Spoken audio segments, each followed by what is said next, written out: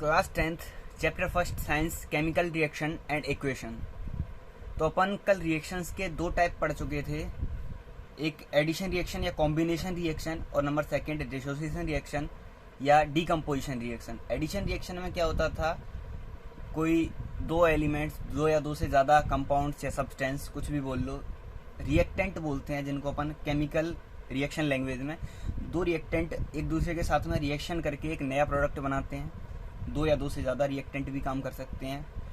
और dissociation reaction या decomposition reaction में एक कोई रिएक्टेंट टूट कर दो या दो से ज़्यादा सिंपल प्रोडक्ट में क्या हो जाता है, डिवाइड हो जाता है।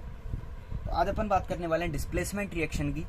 डिस्प्लेसमेंट रिएक्शन क्या होती है, जैसे दो पहलवान हैं, दो पहलवान नहीं, मतलब पतला पहलवान नहीं होता है वैसे मैं बोल रहा हूँ, लेकिन एक पहलवान है खूब हट्टा कट्टा तगड़ा खतरनाक सा, और एक कमज़ोर सा इंसान है पतला दुबला मेरे जैसा, ठीक है।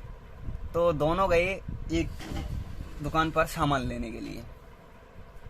अब मैं खड़ा हुआ हूँ, एक पहलवान खड़ा हुआ है। अब वो मेरे से बोलेगा कि अभी तू हट जा, रुक जा 2 मिनट, मैं पहले सामान ले लेता हूँ। मैं उसका क्या कर सकता हूँ, कुछ नहीं कर सकता। मैं आगे लाइन में लगा हुआ, लेकिन वो आके मुझे आगे अब लाइन में से क्या कर देगा, हटा देगा कि पहले मैं जा रहा हूँ, तू बाद में जाइए, चल हट, ठीक है। तो अब मैं उसका कुछ नहीं कर सकता क्योंकि मैं कैसा हूँ, कमज़ोर इंसान हूँ मैं। तो ऐसे ही होता है डिस्प्लेसमेंट रिएक्शन में, जब more reactive element less reactive element को उसके कंपाउंड से हटा देता है और खुद उसकी जगह पर जाकर क्या करता है, जुड़ जाता है। जैसे मोर रिएक्टिव का मतलब ये है कि कोई ज़्यादा पावरफुल, जैसे मैं बता रहा हूँ, कम पावर वाले को क्या करे, हटा दे।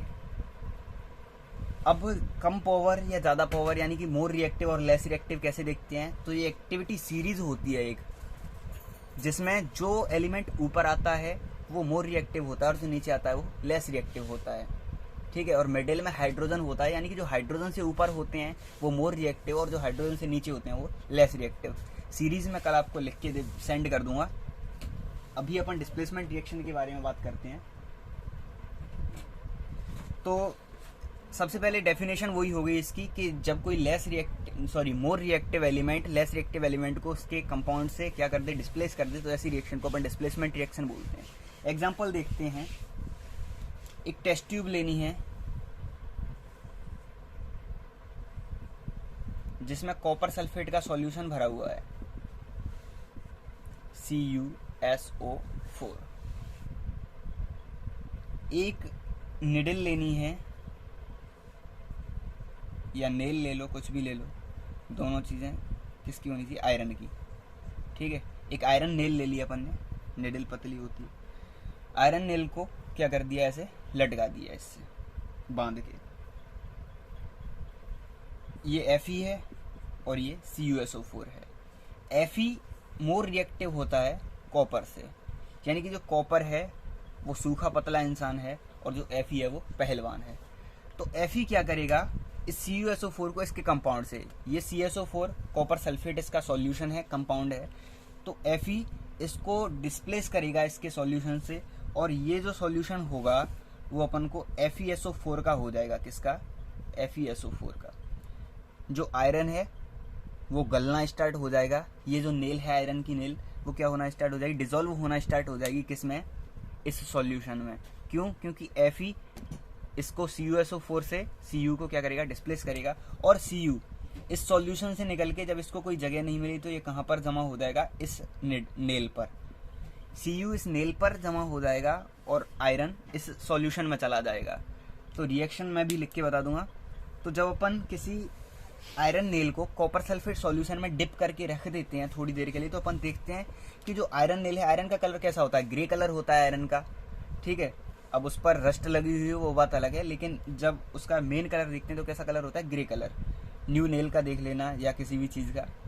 तो जब अपन आयरन नेल को कॉपर सल्फेट सॉल्यूशन में डिप करके रखते हैं, कॉपर सल्फेट सॉल्यूशन का कलर है ब्राउनिश येलो, ठीक है, और इसका कलर है ग्रे। तो अपन देखते हैं कि जो आयरन नेल होती है उसका कलर तो हो जाता है कैसा, ब्राउन।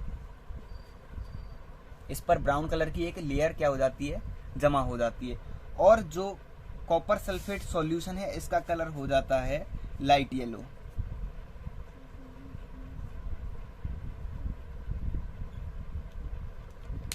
ठीक है।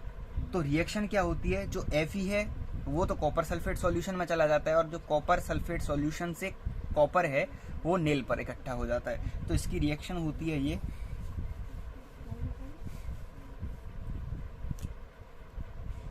Fe plus CuSO4 is equal to FeSO4 plus Cu।